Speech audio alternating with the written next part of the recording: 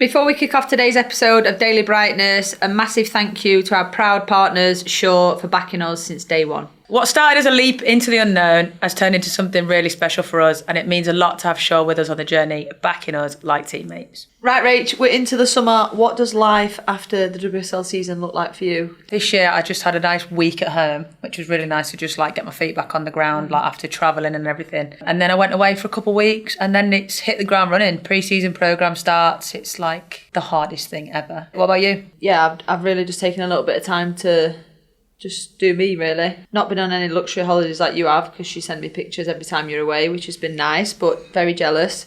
Obviously, we're going into a massive summer ahead for women's football. We're going to be back in the Lionesses, aren't we? Always. So a big thank you to Shaw for always showing up for us on and off the pitch and supporting the podcast, and thank you all for tuning in. Whether you've been with us from the start or you're just jumping in now, there's so much more to come. Keep subscribing and keep watching.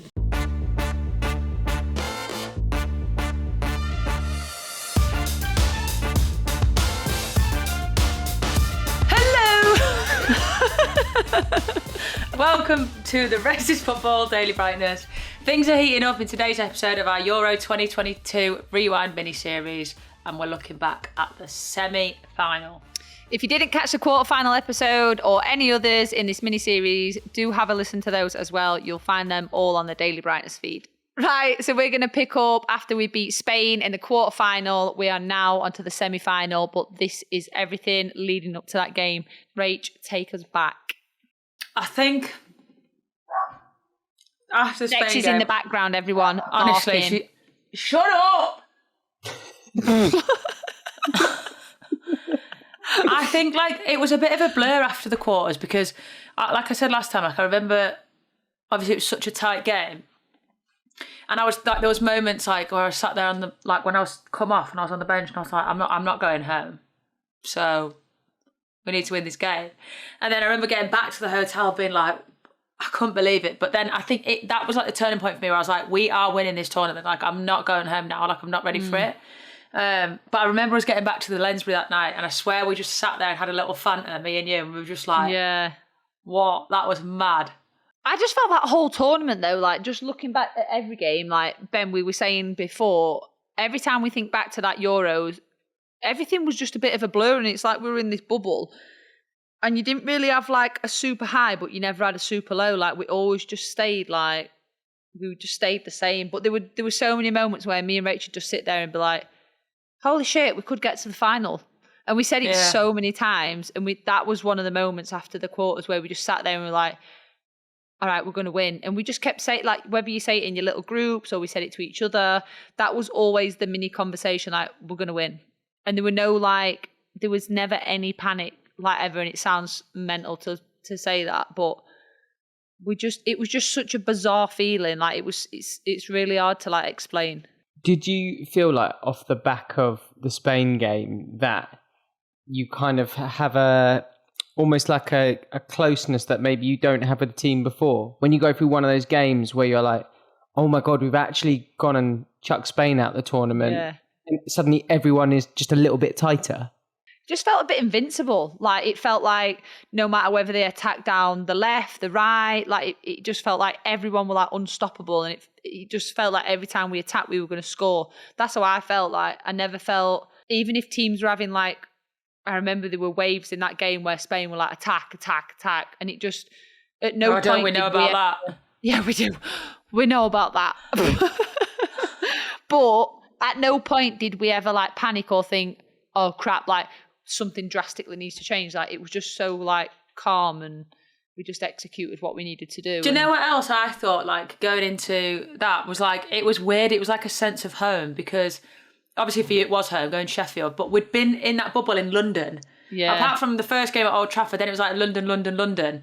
And I was obviously all our families were travelling and stuff, but I was that's so nice to just be able to almost just get out of the south and just have a whole new adventure for a minute. It was we were going somewhere completely different. And I remember us going to Sheffield and we both were just oh, this is nice. And we love Bramall Lane. That's such a sick stadium. I love so old sick. School stadiums. And I don't know, I remember getting into the ground of there, and I was just this is sick. It's so cool. It's almost you felt you were in a different because you've been at the Amex for a couple of times, hadn't we? Like, we've been in quite big stadiums, and then we went to like Bramall Lane, and everything just feels really tight and like close, and like it just felt warm. Like, it felt like it was just all England. Yeah.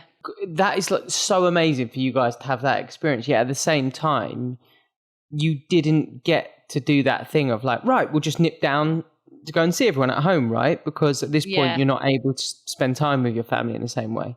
Yeah, but I think it was just a nice feeling knowing that like they're close. Yeah. Like, I remember sitting in your room, Mills, and we were just like, oh, it's nice, isn't it? Like, you just felt like, even you just go down in the hotel or whatever and you just hear a northern accent. I don't know, it just felt, and it's not even just because we're northern. I think it just felt like going to a different place. Like, we just were out of the south for a minute. Like, we were so used to like getting the bus from the Lensbury to Brighton and back. Like, it was just so like routine-y that it was like quite nice to be like, right, we're going on a little adventure now. Like, we're taking this somewhere else, and just so happened to be obviously Millie's hometown and like close to my family. Do you know what's quite nice is you guys seem to have had these moments where you just kind of hit the pause button for like 5 minutes after games, where you just get all the craziness and the madness, where you get just a little window where you're like able to sit with each other and be like, that was mad. Oh, we would always have a cup of tea. We'd either have a Fanta after games, or we'd always Rachel would always come to my room, and we'd literally sit there and analyse the game, and we'd sit and have either a cup of tea or a Fanta, and that's what we would do. We'd go and obviously eat, and then we'd be like, right, debrief, and then we'd go and have a debrief.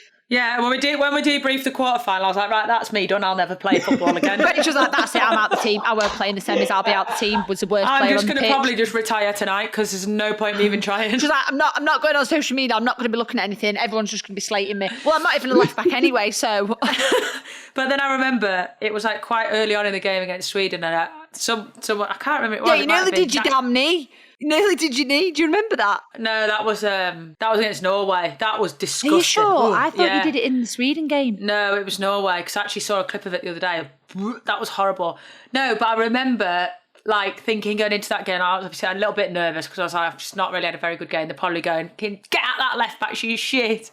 And I remember, I think it was maybe Jakobsen, but I'd like lured her in and done my Cruyff. And then just bombed it down the line, and I thought, yes, I'm back. I'm back, she's done the Cruyff. Because I wonder, Rach, whether maybe you would, like, when you're waiting for Sarina to say the team, are you then getting nervous in the build-up? Are you like... Well, I did have a really nice conversation with her after the game, didn't I, Millie? Like, the next day I went for a walk with her at the Lensbury. Ben, she was nervous the minute she came off the pitch after Spain. We debriefed it for hours and hours and hours. And I had to keep saying, you'll be in. It was less about, like, being in, but more about, like, I just felt like shit. Because I was like, obviously... That goal that they scored was like largely down to me, and my poor defending. But I just remember speaking to her, and I was like, look, can I just have an honest conversation with you here and now? Because I feel like shit. Like, obviously I'm absolutely ecstatic. We're still here. We won. The team were absolutely incredible. Individually, you know that my standards are high. So when I'm underperforming, like, I just maybe need like, what, can you help me? And she was just like, why are you stressing out? Like, you had maybe one mistake, two mistakes, whatever. She was like, but just like, it was just like nice to make me feel like I wasn't going crazy. And she was like, watch it back. Like, you're not going to be that hard on yourself. And it was a really nice conversation, because it just sort of like settled my mind a little bit to be like, okay, I'm not the worst player in the world anymore. But that's amazing though.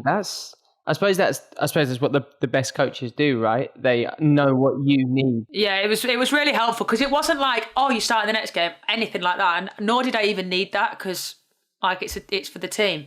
It was more just to sort of like reset my brain to be like, am I okay, or am I like really, really shit? Well, is this like what you were saying about you overthinking stuff? Was your brain just going massively on overtime? You're just literally running over things. And also, I mean, everyone does this, right? Particularly people that overthink, but you don't just overthink by thinking about the incidents over and over again. You start thinking about all the worst stuff about yourself. Yeah, oh God. You make it like 10 times worse. Whoa, did you just see that lightning then? No. That's probably a good time for us to take a break. Listen. Oh, Storms come in. I love storms. Can we just take a quick break? Because I just need to get my washing in. Sorry guys, quick break, BRB.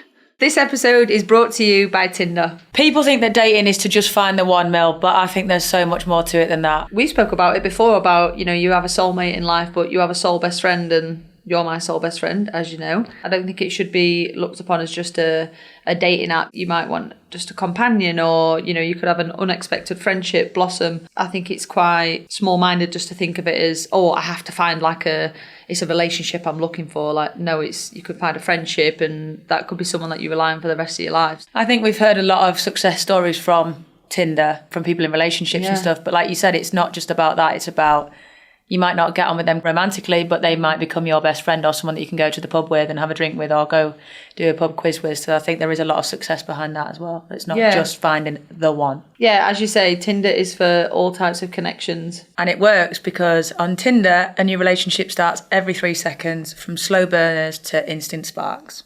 Wherever it takes you, it starts with a swipe. Download Tinder today. Welcome back to the Rest is Football Daily Brightness. Let's get back into it. Our semi-final against Sweden in Euro 2022 is about to kick off. Dun, dun, dun. They had a few chances early doors.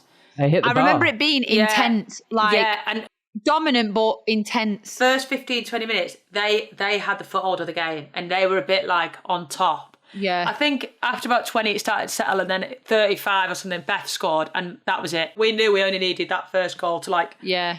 Because we were okay, we were getting into it, but like we were a couple of nervy chances. We were defending in the first... wave after wave, like, and that's going back to that point, is we were very comfortable. Like, don't get me wrong, we had to defend, but we were still comfortable in that moment. And if you need to put it in stands, put it in stands. Like, we didn't. That's one thing I loved in that Euros. We did not care. If you need to put it 60 yards into stands, just get rid of it. Like, get the danger away. Like, and that's something I think we did really well. Yeah, I think that just sort of like lifted us. It was like the lift that we needed, that Beth scored, and it was almost like, it was like a sense of comfortability. It was like, okay, we've scored now, we're fine. Like, we're fine, and everyone just sort of. Don't you feel as well that, because Meado was on fire, like that whole tournament, when we just kept saying, give her the ball, give her the ball, give her the ball, give her the ball, and then you're just waiting for her to score. Or waiting for her to provide an assist. Like, she had the best tournament ever. Like, every game she was outstanding, like solid. And it did give us that sense of, whew, okay, one's in the net, we'll roll on from here now. Do you think it was the best atmosphere of the tournament? Because I think I'd chuck it out there. I know Wembley was special. But it was a really good vibe there. It was very like loud and like intense, but that's what I mean. It's like intimate as well. It's like a bit closer. Like it's like a proper old school football feel stadium. Like I loved it. Absolutely loved it. Do you remember everyone banging on as you were walking out? Everyone like banging on the stuff. There's that sound of like people banging on the stadium. It's amazing. It was so loud, like, because it's a compact stadium though. You feel like the fans are like on top of you, like they're literally there. But that's one thing that we love as players. It was sick. It was like probably one of the best games as well, just because like atmosphere, like performance, 4-0. Also, like, that was like Alessia's backheel, right? No joke. Ridiculous. When that happened, I was like, has she just backheeled that through Lindar's legs? Like, oh, what the, to make it, was it 3-0 then? Yeah. Yeah, that was the third goal. I was like, how have you just done that? Like, that was iconic. Like, that that should be hung up somewhere. Like, I can't pronounce that word. In the loo, bro. Loo, in the loo. Hang it in the loo. Hang it up in my toilet, to be honest. Hang it in loo. Get it in loo, love. Do you remember when we'd scored the fourth goal? I can't remember if you, I'm sure you were there. I ran past Leah, right? And I was like, we're winning 4-0. What the fuck? And she was just like, what the fuck? How are we at 4-0? Like, I remember just having one of those like, moments. When it goes 3, you're thinking, holy shit, we're in the final. And then it goes 4 and you're like, oh my God, we're definitely in the final. I ran past her and I went, can't wait to sing River Deep Mountain High when we get in the changing rooms at 4-0. I was like, Rach, shut the fuck up and concentrate. And for anyone listening, that is one song we played every single game after we won River Deep Mountain High. And I remember us doing it in that changing room, because it was really small, wasn't it? Like really tight, and we were all up on our seats. You had like a really good mix of music as well, right? It was like a proper mixture of music to listen to. It wasn't just like best one type of playlist music. in that Euros. Everyone was accommodated for, but we had like a team song. There's actually a video which we can't show because there's a lot of nudity in it. But there's a lot of nudity. But it was me, Ellen, Rach, and Meado. What we were singing when we were going like side to side. I don't know, but I've got it on my phone. We've literally we'll find out the song. I won't share the video because, you know, for obvious reasons. But yeah, there were just like shit like that happening in change room after every win. Like the team was just so like tight and together, and they're like the best memories when you look back at tournaments, stuff like that. I've got that sense of feeling that that's like how the team is now though. Like I get that feeling. Did you see the video the other day? I love that. Everyone like celebrating it, no matter whether you start, play, don't play. I get that feeling from the group this time around, and like that, nothing fills me. Like if they were to go out the other night, like nothing would fill me with more pride than like seeing them be together, because that's like it's so hard to come by, getting a group of 23 players to be that close and that tight knit through such a long period of time, no matter what. And that's what ultimately won us our tournament. For sure, but like, and I do think again, this is like an appreciation for like subs and for players that don't play as much, to be able to cherish those moments and join in and like be positive is so hard, because you're so disheartened that you've not got on. But ultimately tournament football is about the bigger picture. You all get a medal if you win, and hats off to people. Like when I look back to the Euro 2022, the subs were unbelievable. For me, the winners of the tournament, because they were positive after every single game, no matter how little they played or whether they got on, didn't get on. They were the first ones singing and dancing. And it's those moments where you think, holy shit, we're like a tight-knit group. Look how happy everyone is. Like, we're going to win it. We're going to win it together. And it's not easy. Like, it's hard. You're disheartened, of course. Everyone's competitive. Everyone wants to play. Everyone wants to win. And then in that moment, we were in the final. Wow, bosh. So Can't wait to talk about that one. Woohoo! But for now, no more. That's it for another episode of the Rest is Football Daily Brightness. Next time on our Euro 2022 Rewind mini-series, we relive the final itself. Certainly one we're looking forward to, and we hope you are as well. Till then, goodbye from me. Bye from me.